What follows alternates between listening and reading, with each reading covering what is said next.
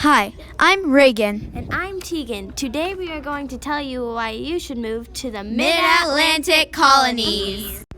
There are many reasons why you should move to the Mid-Atlantic colonies. Such as there are 4 amazing colonies. There is New York, Delaware, New Jersey, and Pennsylvania.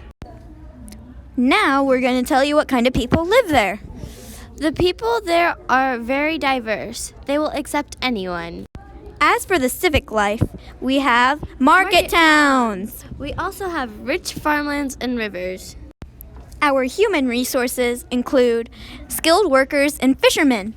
They all live in cities and towns. Most people were farm owners or indentured servants. Our specializations are livestock, grains, and fish. As in cows, bread, and salmon. They traded with the southern and New England colonies for fruit and other products they didn't produce. The Mid-Atlantic colonies has Appalachian Mountains, coastal lowlands, and bays. We have mild winters and moderate summers. We also have wide and deep rivers. This is the end of our Colonial Region project. Again, I'm Teagan. And I'm Regan. Thanks for watching!